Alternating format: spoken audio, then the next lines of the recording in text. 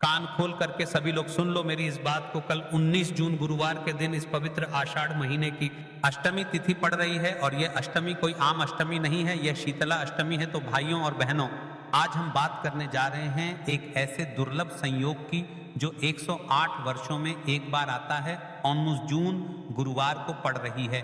आषाढ़ मास की शीतला अष्टमी और पहला सोमवारी सप्ताह भी समाप्त हो रहा है। इस दिन की शक्ति, इस दिन का योग और इस दिन का उपाय के जीवन को उस दिशा में मोड़ सकता है जहां धन, संपत्ति, शांति और सुख स्वतः खींचे चले आए।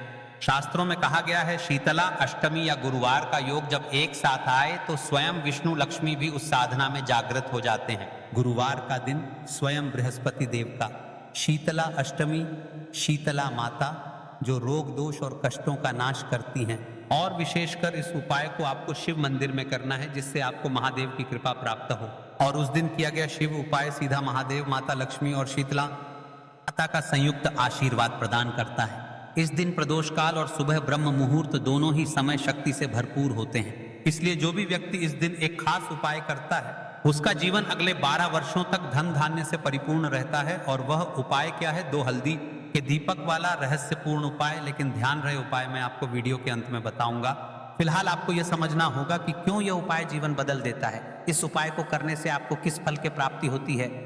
घर की दरिद्रता समाप्त होती है, शत्रु शांत होते हैं, वैवाहिक कलह दूर होता है, व्यापार या नौकरी में बाधा हटती है, माता लक्ष्मी की स्थायी कृपा प्राप्त होती है, घर में रोग शोक नहीं टिकता, महादेव की कृपा से परिवार का कल्याण होता है। 19 जून गुरुवार, शीतला अष्टमी और आषाढ़ मास, ये तीनों का संगम सिर्फ 108 वर्षों में आया है। जो इस उपाय को करेगा वो अगले वर्षों तक सुख और वैभव में रहेगा। और इस उपाय को करने के लिए घर का सिर्फ एक सदस्य पर्याप्त है। लेकिन ध्यान रहे कि उपाय में एक गलती भी नहीं होनी चाहिए, पूरा विधि विधान से करें। और प्रदोष काल या सुबह के ब्रह्म मुहूर्त में करना श्रेष्ठ रहेगा। उपाय करने के 7 नियम, पूरी श्रद्धा और आस्था रखें, नहा धोकर शुद्ध वस्त्र पहने, दीपक जलाने से पहले शिव का ध्यान करें, माता लक्ष्मी का नाम लेकर दीपक रखें, जो मांगा है वह स्पष्ट मन से मांगे, दीपक की लौ बुझने न दें, अंत में कृतज्ञता जरूर प्रकट करें। तुला राशि दूसरी राशि है। कल 19 जून गुरुवार को इस दिव्य उपाय को जरूर करें। जीवन में धन की कमी, रोग, शत्रु या अशांति जो भी समस्या हो वो समाप्त हो जाएगी और माता लक्ष्मी स्थायी रूप से आपके घर में वास करेंगी। इन 2 राशियों के लिए तो यह उपाय सीधा सीधा से एक प्रकार से चमत्कार है। देखिए, आपको हम विशेष कर बता दें कि हम राशि से जुड़ा भाग्य भी बताते हैं और भाग्य में चले परेशानियों को भी बताते हैं। यदि आपको ऐसा लगता है कि आपकी राशि में दोष चल रहे हैं या आप पर चल रहे, तो आप आपका नाम और आपकी राशि कमेंट बॉक्स में लिख दें। हम ये भी बता देंगे कि आपकी राशि में कौन से 2 दोष चल रहे हैं।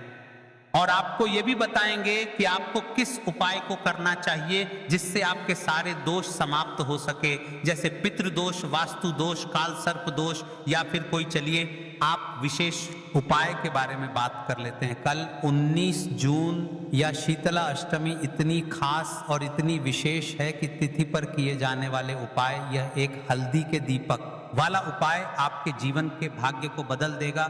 इसलिए विशेषकर कल के दिन इस उपाय को अवश्य करना है। लेकिन इस उपाय को हम आपको अच्छे से समझने वाले हैं, किस समय करना है, किस विधि से करना है और इस उपाय को करते समय किन किन गलतियों को ध्यान रखना है। और हाँ, हम वीडियो में बीच बीच में आपको यह नहीं कहेंगे कि आपको कल शीतला अष्टमी के दिन यह करना है। जो भी उपाय बताएंगे ये सिर्फ आपको शीतला अष्टमी के दिन ही करना है। तो चलिए उपाय की ओर चलते हैं, इस विशेष उपाय के बारे में। लेकिन उससे पहले एक प्रार्थना, अगर आप इस चैनल पर नए हैं तो आप इस वीडियो को लाइक करें, चैनल को सब्सक्राइब करें और कमेंट बॉक्स में आप अपनी राशि या अपना नाम जरूर डाल दें, क्योंकि हम राशि से जुड़ा भाग्य भी बताते हैं और भाग्य में चल रही परेशानियों को दूर करने के लिए वह आसान से आसान उपाय भी बताते हैं। तो चलिए अब हम अपने सबसे पहले उपाय की बात कर लेते हैं। देखो, इस उपाय को आप सुबह से लेकर शाम तक कर सकते हैं। तो चलिए बढ़ते हैं उपाय की ओर। देखिए, इसके लिए आपको क्या, एक काली मिर्च लेनी है। देखो ध्यान से समझना, एक काली मिर्च लेनी है और ध्यान देना है कि काली मिर्च कहीं से भी खंडित नहीं होनी चाहिए। फिर इसके बाद आपको लेना है एक गोल बाती का दीपक। देखिए, दीपक आप चाहे तो माटी का ले लें, और यदि आपके पास माटी का दीपक नहीं है तो आप ये दीपक शुद्ध आटा लगा के एक दीपक बना सकते हैं। बस आपको ध्यान देना है कि उस आटे में आपको नमक या हल्दी का प्रयोग नहीं करना है, ठीक है। तो आप एक या सा दीपक बना लें और उस दीपक में गोल बाती लगा के उस दीपक में आपको घी भरना है। देखो गाय का शुद्ध घी आपको उस दीपक में भरना है। अब क्या करना है आपको, इन दोनों चीजों को लेकर चले जाना है बेलपत्र के पेड़ के पास। देखो गुरुजी ने अपनी अभी की शिव महापुराण कथा में भी बताया था, जो भी व्यक्ति प्रदोष काल में जो भी एक दीपक प्रज्वलित कर देता है उसके घर पर धन की कमी नहीं हो सकती। देखो यदि आपके घर के आसपास कहीं बेलपत्र का पेड़ नहीं है या घर से काफी दूर पड़ता है और आप जा नहीं सकते, तो आगे हम ये भी बताएंगे कि इस उपाय को करना है। अगर बेलपत्र वृक्ष ना हो तो देखो अब आपको प्रदोष काल में इन दोनों चीजों को लेकर चले जाए बेलपत्र के पेड़ के पास में। अब क्या करना है, सबसे पहले आपको उत्तर दिशा की ओर मुंह करके आपको खड़े हो जाना है और जो आप दीपक लेकर गए हैं उससे आपको बेलपत्र की जड़ में प्रज्वलित करना है। दीपक प्रज्वलित करने के बाद आपको एक काली मिर्च अपनी हथेली पर रखना है और बेलपत्र के पेड़ का आपको 5 बार परिक्रमा लगा लेना है। और यदि आप परिक्रमा बेलपत्र के पेड़ का नहीं लगा सकते हैं तो दीपक को चारों ओर कुछ इस तरह से दीपक के ऊपर से 5 बार घुमा देना है, मतलब आरती करना है। और घुमाने के बाद आपको उसी काली मिर्च को दीपक में डाल देना है और वहीं पर बैठकर हाथ जोड़ करके आंख बंद करके आपको जो भी आपके जीवन में समस्याएं हैं, घर से लक्ष्मी जी का निवास नहीं है, घर में लक्ष्मी जी प्रवेश नहीं कर रही हैं और भी जीवन में जो भी समस्याएं हैं, तो उस समय आपको विनती करनी है। ठीक है, अब इसके बाद यदि आपके घर के आसपास कहीं बेलपत्री का पेड़ नहीं है तो आपको इन सब चीजों को लेकर चले जाना है शंकर जी के मंदिर में। और शिव जी के मंदिर पहुंचकर आपको क्या करना है, आपको इसी एक दीपक को आपको शंकर जी के मंदिर की जो चौखट होती है ना, वहां पर आपको इस दीपक को जलाना है। और दीपक जलाते समय आपका मुख उत्तर दिशा की ओर होना चाहिए। दीपक जलाने के बाद आपको क्या करना है, एक काली मिर्च अपनी हथेली पर रखना है और आपके जीवन में जो भी समस्याएं हैं, चाहे वह समस्या परिवार को लेकर हो या फिर धन को लेकर हो, वह अपनी वह समस्या बोलनी है। और बोलने के बाद आप उसी काली मिर्च को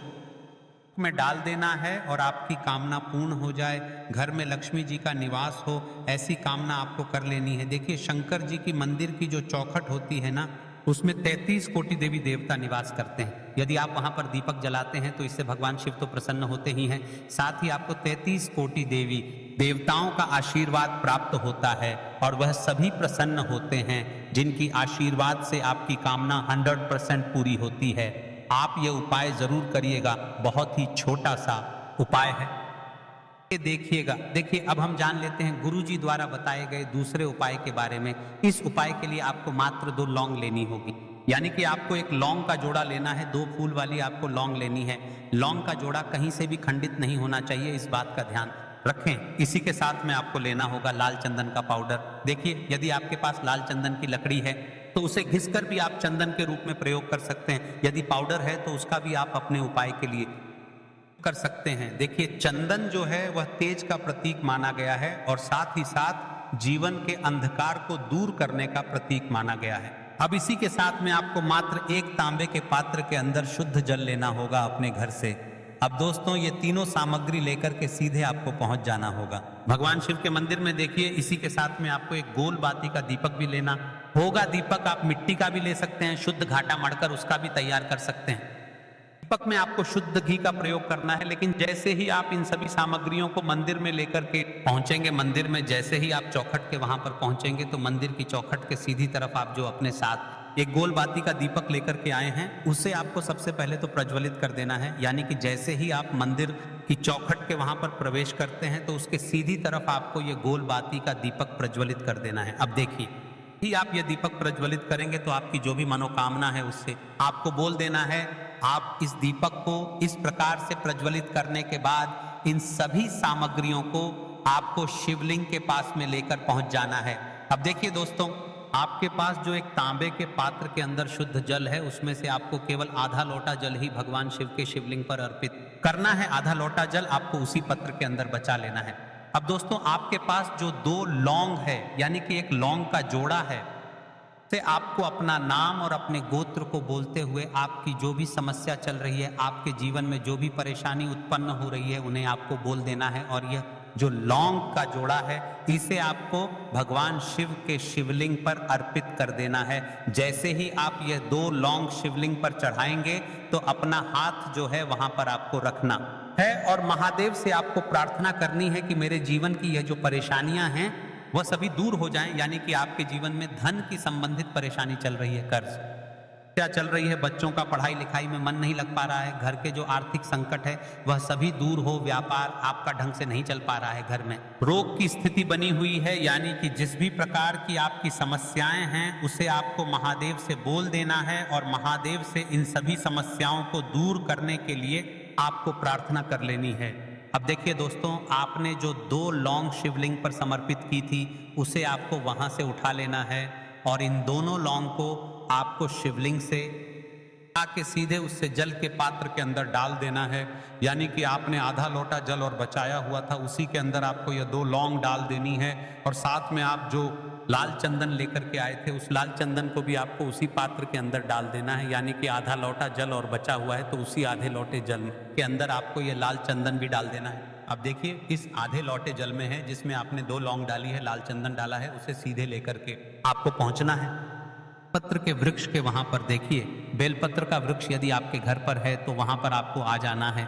आपके घर के आसपास कहीं भी है तो वहां पर आपको पहुंच जाना है और उसके बाद आपका जो मुख है वह उत्तर दिशा की ओर होना चाहिए और उसके बाद आपको अपना नाम और अपने गोत्र को बोलना है और पुनः अपने जो भी परेशानियां शिवलिंग के पास में बोली थी उन्हें आपको वापस से बेलपत्र के वहां पर भी बोल देनी है। और यह जो आधा लोटा जल और है इससे आपको पूरा बेलपत्र के वृक्ष की जड़ में श्री शिवाय नमस्तुभ्य इस मंत्र का करते हुए समर्पित कर देना है। तो बस इतना सा उपाय आपको करना है। जो भी आपकी परेशानी है, समस्या है, उससे महादेव निश्चित ही दूर करेंगे। अब दोस्तों, हम जान लेते हैं तीसरे चमत्कारी और विशेष उपाय के बारे में। देखिए, यह उपाय बहुत ही चमत्कारी है क्योंकि इस उपाय से आपके जीवन में तेज की वृद्धि होगी, यानी कि जीवन से जितना भी अंधकार है वह सभी दूर होगा। तो इस उपाय के लिए आपको मात्र 1 गुड़ का टुकड़ा लेना है। गुड़ का टुकड़ा आपके जीवन में तेज की वृद्धि करता है और साथ ही साथ आपके जीवन से जो अंधकार है उसे दूर करता है। के साथ में आपको एक चावल दाना यानी कि अक्षत का दाना लेना है। यह चावल का दाना आपके जीवन में सुख शांति को लेकर के आता है। आपके जीवन में धन की जितनी भी परेशानियां हैं उन्हें समाप्त करता है। इसी के साथ में आपको मात्र 1 हरा मूंग लेना है। हरा मूंग जो है वह बुध ग्रह को प्रसन्न करता है। देखिए, हरे मूंग का उपाय करने से बुध ग्रह मजबूत होता है और बुध ग्रह के मजबूत होने से बुद्धि, ज्ञान और विवेक की प्राप्ति होती है। तो यह तीनों ही सामग्री आपको एक एक लेनी है, यानी कि 1 गुड़ का टुकड़ा, 1 चावल का, 1 हरा मूंग आपको लेना है। देखिए, हरा मूंग का दाना और चावल का जो दाना है वह आपको सबूत लेना है, खंडित नहीं होना चाहिए। और इसी के साथ में आपको मात्र 1 तांबे के पात्र के अंदर अपने घर से शुद्ध जल ले लेना है। देखिए, अब इन सभी सामग्रियों को लेकर के सीधे आपको पहुंच जाना है भगवान शिव के मंदिर में। आप यह उपाय सुबह से लेकर शाम तक किसी भी समय कर सकते हैं, लेकिन रविवार के दिन ही आपको इस उपाय को करना है। तो सबसे पहले तो ये जो 1 गुड़ का टुकड़ा है, 1 चावल का दाना है और 1 हरा मूंग का दाना है, दोनों को आपको उस जल के पात्र के अंदर डाल देना है। लेकिन यह जो उपाय है आपके जीवन की सारी परेशानियों को दूर करने के लिए होता है, लेकिन विशेष मनोकामना तीनों सामग्रियों से ही आपकी परिपूर्ण हो जाती है। देखिए, यदि आपके जीवन तेज होगा तो सभी आपसे वार्तालाप करेंगे, सभी आपसे बात करेंगे और आपका जो मानसान है वह बढ़ता है और चावल का जो दाना है वह धन में वृद्धि करता है, मन की शांति के लिए होता है। और हरा मूंग जो है वह बुद्धि, ज्ञान और विवेक की प्राप्ति के लिए होता है। अब देखिए, ये जो एक पात्र है इससे आपको भगवान के शिवलिंग पर धीरे धीरे अर्पित कर देना है श्री शिवाय नमस्तुभ्यम इस मंत्र का जाप करते हुए। और तुम रुकेश्वर महादेव का मन में स्मरण करते हुए, लेकिन तुम रुकेश्वर महादेव का स्मरण करने से यह जो उपाय है और अधिक प्रभावशाली हो जाता है। तो तुम रुकेश्वर महादेव का स्मरण करते हुए यह उपाय करने से आपके जीवन में जो भी अशांति है वह सभी दूर हो जाएगी। तो इस प्रकार से आपको यह सुंदर सा उपाय कर लेना है। इसके बाद बात करते हैं तीसरे उपाय की। देखो, ये उपाय बहुत ही अचूक उपाय है, को करना है। देखो, इस उपाय के लिए आपको 2 दीपक लेने हैं। देखो, दोनों दीपक आपको मिट्टी के दीपक लेने हैं। उसके बाद आपको दोनों दीपक को प्रज्वलित करने के लिए आपको लंबी बाती लेनी है और यह दीपक घी और सरसों के तेल से दीपक प्रज्वलित करने हैं। ये सब लेने के बाद आपको लेना है 1 कटोरी में कच्चा दूध थोड़ा सा लेना है। उसके बाद आपको लेना है 1 लोटा जल।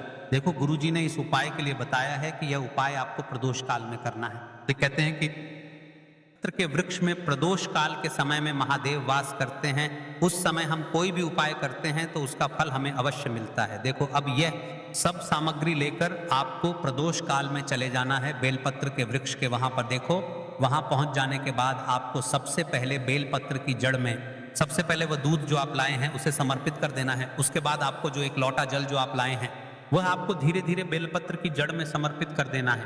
उसके बाद आप जो दीपक लाए हो दोनों दीपक को बेलपत्र की जड़ में बेलपत्र की तरफ मुंह करके बाती का आपको एक दीपक घी का और एक दीपक तेल का प्रज्वलित कर देना है और आपकी जो भी मनोकामनाएं हैं वह महादेव को बोलना है। देखो गुरुजी ने कहा रविवार के दिन पर बेलपत्र की जड़ में दीपक प्रज्वलित कर देता है महादेव, उसकी सभी मनोकामना पूरी कर देते हैं। देखिए दोस्तों, आज के इस वीडियो में रविवार के दिन किए जाने वाले 3 बहुत ही सुंदर से उपाय बताए हैं जो आपको करने हैं।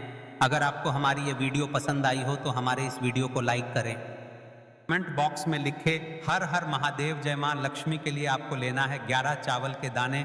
गुरुजी ने कहा है चावल के दाने खंडित नहीं लेने हैं, बिल्कुल साबुत होने चाहिए। उसके साथ में आपको लेना है एक बेलपत्र। बेलपत्र का भी एक नियम है, अगर आपके पास बेलपत्र नहीं है तो आप शिवलिंग से उठाकर उसको पुनः शुद्ध जल से धोकर इस्तेमाल कर सकते हैं। इस प्रकार आपको बेलपत्र लेना है। इसके बाद आपको एक लोटा जल लेना है। अब यह सब सामग्री लेकर आपको जाना देव के मंदिर में। देखो अब आपको उत्तर साइड में खड़े हो जाना है और सबसे पहले आपको एक बेलपत्र अपने हाथ पर और 11 चावल दाने रखकर शिवलिंग के ऊपर अपना नाम और गोत्र बोलते हुए समर्पित कर देना है और ओम नमः शिवाय श्री शिवाय नमस्तुभ्यम का लगातार जाप करना है।